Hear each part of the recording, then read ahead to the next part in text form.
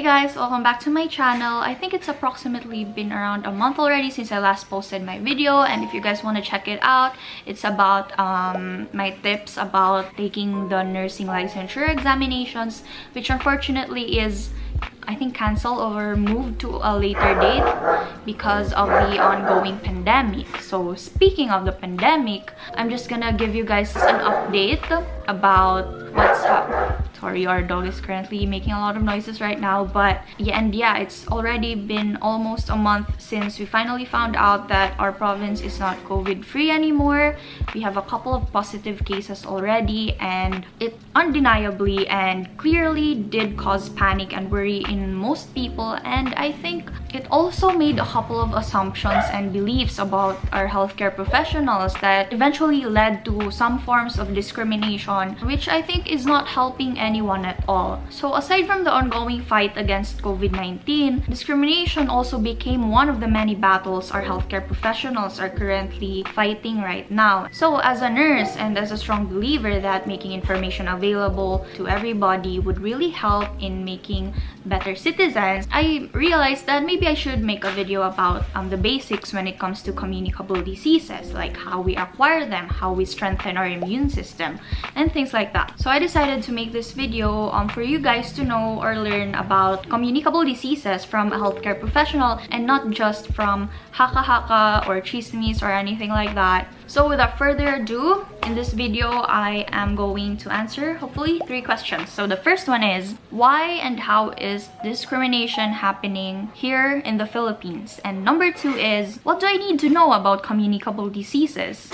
So communicable diseases doesn't center on COVID alone, although it is getting the most attention right now, but we also have TB, pneumonia, measles, and a lot of diseases, you guys. So if you want to know the basics about all of these, continue watching this video. For question number 1, why and how is discrimination happening here in the Philippines? So as I always do with my Q&As, I always start with the background. So let's jump into it. So let's talk about discrimination first. Discrimination is an age-old phenomenon that has been plaguing men throughout history.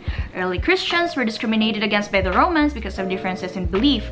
Many were fed to the lions and burnt at the stake. Jews were also victims of discrimination. And then racial discrimination also earned notoriety in the United States. So we currently had the Black Lives Matter movement. And recently, due to this pandemic, our healthcare workers are now at the receiving end for discrimination for a reason that due to the nature of their work, they may be carriers or someone who harbors the disease. And as we all know, our healthcare workers are crucial players in the management of this pandemic. They are taking shifts day and night, bravely handling patients with different diseases, may it be communicable or not. That is why #again full hazard pay for healthcare workers is really needed. But again, that's another battle or injustice our healthcare workers are currently facing right now, which also is equally important to be addressed. But going back to the topic, a lot of you guys may have already seen the news about the incident in Baguio wherein there was a healthcare worker who was about to go home after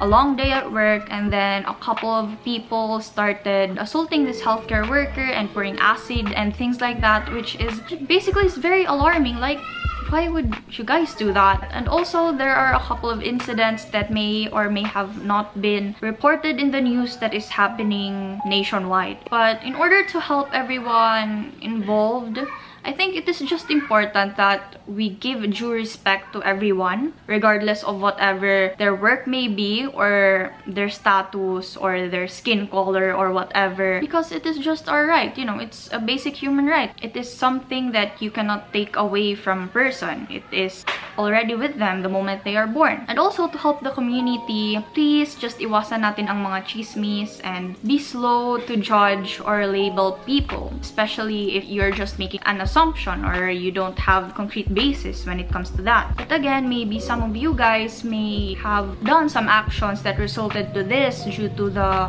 anxiety or fear or panic that you are feeling because we are currently uncertain whether people have the disease or not right now because mass testing hasn't been implemented yet. But again, let us all remember that we should help each other during this time of crisis and not bring each other down, especially our healthcare workers, because this unjust already that we make some assumptions and judgments to healthcare workers who are just doing their jobs to cure and manage the diseases that people are having from time to time. So to make you guys understand more about communicable diseases, I'm now going to proceed to the second question, which is, what do I need to know about communicable diseases? To start this discussion, I'm gonna explain to you guys two models regarding acquiring diseases. So the first one is the epidemiological triad, which involves the host, the environment, and the agent. So these three must be present, and there are some underlying factors that may affect your susceptibility when it comes to acquiring diseases. So for example, if the host is immunocompromised or mababa yung immune system, then you are at risk of getting a disease. And if the environment is conducive,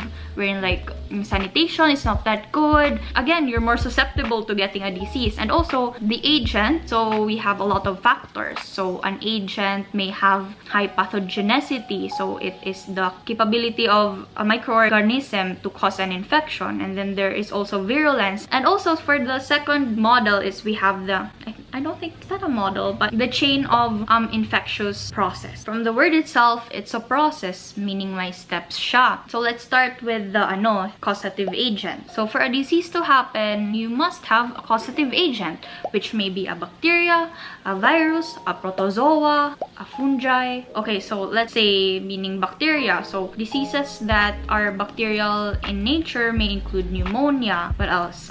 Diphtheria. For viral, we have measles, chickenpox, coronavirus, SARS, and the like. And when we say fungal, we have an ant, and for protozoa, we have malaria. So those were just examples of diseases that can be brought about by different types of microorganisms. So after the causative agent, we must have a reservoir. So this is the body system which the microorganism is currently living, like kung saan siya nagmumultiply. So it may be in the respiratory system or pneumonia. Okay, let's say the causative agent already multiplied, and in order to spread the infection, it has to get out of that system to the environment. So we have what we call portal of exit. So for example, again, pneumonia, it is in the lungs. So when a person coughs or sneezes, it goes out through the nose or the mouth. So that is our portal of exit. So kung saan siya lumalabas na part of the body. And then, of course, after it goes out of the body, there is what we call the mode of transmission. This is the most important part, you guys, because this is the weakest link in this process. So dyan tayo nagko-control. Dyan natin pwede ma-stop ang pag-spread ng infection. So that is why sa COVID-19, for example, if you're infected, you have the portal of exit, which is through sneezing or coughing, and then it becomes droplets, and then eventually nagiging airborne siya. So it is important that to prevent the transmission of this disease, you wear a mask para it's contained over there, hindi na mag-spread na to the environment. So yeah, that is one way to prevent the transmission of this disease. So different diseases have different mode of transmission. We have two types of transmission. So I'm gonna explain in general, not only about COVID-19. So we have the vertical transmission and then the horizontal transmission. So vertical transmission involves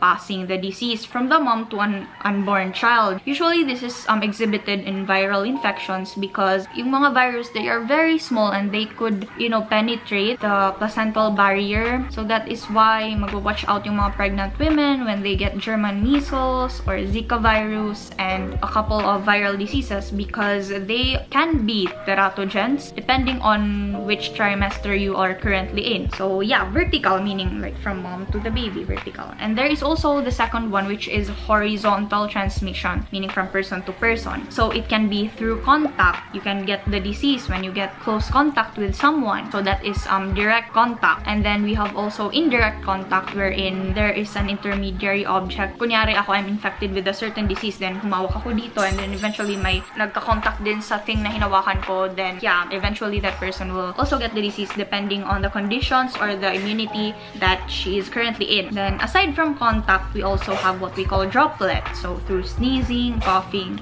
We also have what we call airborne. So this one, mas malayo yung nare-reach niya kasi the microorganism can be carried through air kasi mas magaan siya or mas madali siyang matransmit through that. So examples types of airborne diseases includes measles, tuberculosis, chickenpox. So it's not just COVID. We have also a lot of communicable diseases. And next one, we also have what we call vector-borne. So kasama dito yung mga mosquito bites, insect bites. So for example, again, very famous yung dengue, malaria. And we also have what we call vehicle-borne. So the disease can be transmitted through eating or drinking contaminated food or water. So that is why sanitation is important when it comes to food preparation, which is also why we have sanitary inspectors in every rural health unit to inspect the community. So assuming that the mode of transmission wasn't broken, the microorganism enters your body system through the portal of entry, which is usually the same as the portal of exit. So if you get, example again, pneumonia through sneezing and coughing from an infected person, and then you inhale the droplets and the particles that come along with it, then eventually you'll get the disease also. Then after the portal of entry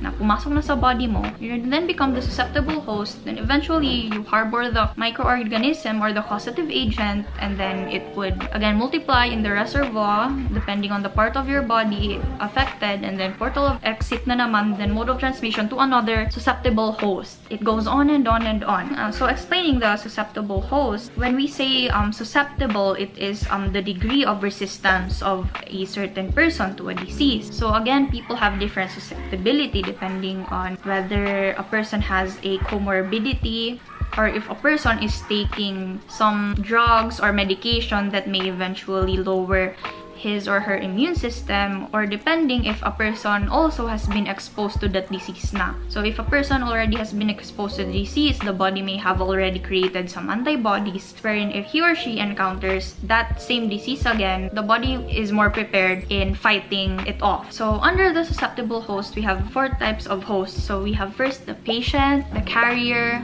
the suspect, and the contact. When we say that a person is a patient, he or she is already infected with the disease. So na-diagnose na siya. He or she is also manifesting different signs and symptoms. However, when we say that a person is a carrier, the person is also infected with the disease or harbors the microorganism. However, the person is not manifesting signs and symptoms that he or she may have the disease. So ito yung mahirap i-detect. So unless he or she is tested, hindi natin malalaman, because they would less likely go to a healthcare center to be treated because they don't have any signs and symptoms, meaning asymptomatic. So that is why again, a lot of people have been lobbying na dapat mag-mass testing tayo to detect everyone who has the disease, hindi lang yung patients, also the carriers, para mas ma-manage effectively and mas ma-contain yung disease. So this is where the mass testing is rooting from. And also we have suspects. So when you say that a person is a suspect, medical history and symptoms may suggest that he or she is developing a certain disease. And lastly, when you say that a person is a contact, he or she has been in contact with someone who has been diagnosed as infected. So he or she may have close contact or close association with that person. So that's why nalilabel sila as such.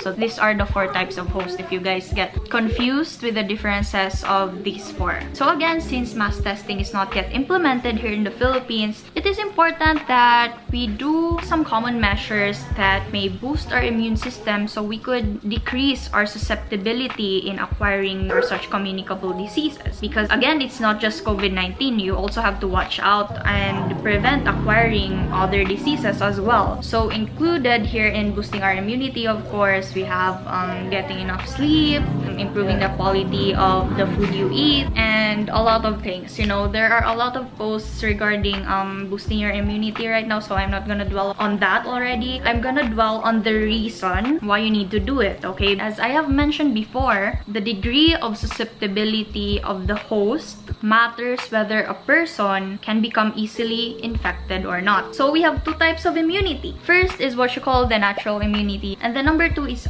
artificial. Under the 2 categories, categories, we also have two categories. So you can have it acquired or passive. So coming from the major categories, starting from the natural, you can have it naturally acquired or naturally passive. And under artificial, you can have your immunity artificially acquired or artificial passive. So first, we're going to explain the natural one. So when we say naturally acquired, it means you gain immunity when you get exposed to certain diseases. Over time, you develop that immunity as you grow up. So example of what we call acquired immunity is the production of antibodies. So what are antibodies? These are proteins produced by some body cells that help fight off infection whenever they detect one in your body. So if you're exposed to a certain disease and your body recognizes it as not natural, your body produces antibodies to fight against it. And then eventually, if you have the same infection again in the future, your body is more prepared to attack or manage the disease. Kasi mas strong na yung immune system mo, mas ready na sila to fight that specific infection because you already have antibodies.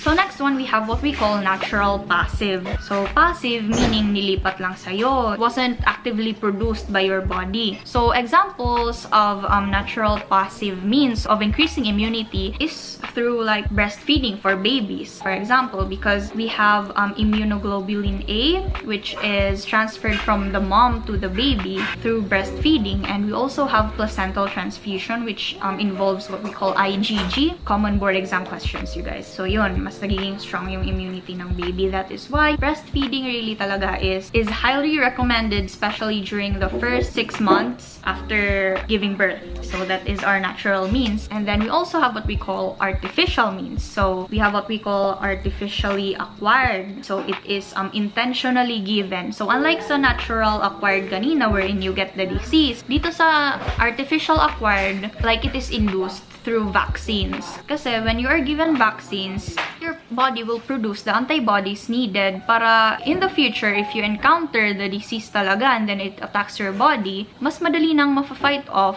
ng body mo yung infection because it's already prepared. And then after that, of course, we also have the artificial passive. So eto, yung antibodies is given to you. For some reason na maybe your immune system is already very weak na you cannot produce your own antibodies anymore, or if time talaga yung kalaban mo, because antibody production takes time. This is the principle behind that. So we have example anti-serums, antitoxins, gamma globulin, and many more. So this is for immediate use, immediate protection. Again, this is used para sa mga very weak yung immune system, kailangan nang ma-manage quickly and promptly yung disease kasi kalaban yung time. So bigyan na yan ng ready-made na mga antibodies. So that is my discussion about immunity and diseases. So I hope that helped you guys. And if you guys want to know more about COVID-19 in specific and what the government is doing in this fight against it, you can check Bida Kaalaman by our Department of Health,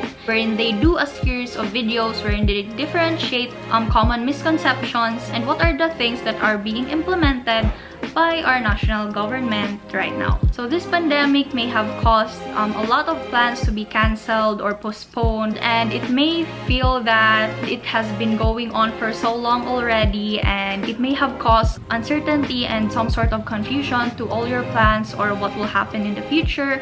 But I'm just gonna share a quote by Muhammad Ali, wherein he said, "Do not count the days, instead make the days count." Let us remember to maximize the time we have or spend it with the people you are with right now, and eventually be able to use it effectively and more memorably. So yeah, see you guys on my next vlog. Bye!